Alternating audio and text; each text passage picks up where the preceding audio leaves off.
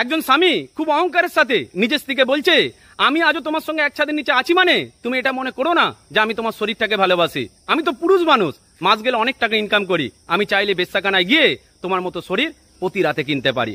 স্বামীর মুখ থেকে এই কথাগুলো শুনে মেয়েটা কেঁদে ফেলেছে। মেয়েটা চোখের জল নিয়ে স্বামীকে বলছে, হ্যাঁ, একটা পুরুষ মানুষ চাইলেই বেশ্যাখানায় গিয়ে মেয়েদের শরীর কিনতে পারে, কিন্তু একটা পুরুষ মানুষ সারা জীবনের উপার্জন দিয়েও একটা মেয়ের জীবন কিনতে পারবে না। আমরা মেয়েরা সারা জীবন স্বামীর পায়ের কাছে কুকুরের মতো বেঁচে থাকি, শুধুমাত্র স্বামীর টাকা পয়সার জন্য নয়, স্বামীকে ভালোবেসে আর স্বামীর হাতে সিঁদুর পড়েছি বলে। কিন্তু পুরুষ মানুষ এই সত্যটাকে কোনোদিনই মেনে নিতে চায় না। এটাই সত্যি। দেখবে আমাদের সমাজে অনেক অপদার্থ স্বামী আছে যারা নিজের বউকে বেশ্যা বাড়ির মেয়েদের সঙ্গে তুলনা করে থাকে।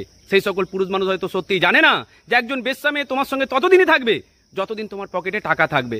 যেই মুহূর্তে তোমার পকেটের টাকাটা শেষ হয়ে যাবে, দেখবে ওই বেশ্যা মেয়েটা তোমার গালে মুতে দিয়েছে। কিন্তু একটা মেয়ে, একটা বউ সবসময় তোমার পাশে দাঁড়িয়ে থাকবে, স্বামীর সেবা করবে, স্বামীর বিপদে আপদে স্বামীকে ভালোবাসবে, সঙ্গ দেবে। আর এটাই হলো একটা বাড়ির বউয়ের সবচেয়ে বড় দায়িত্ব।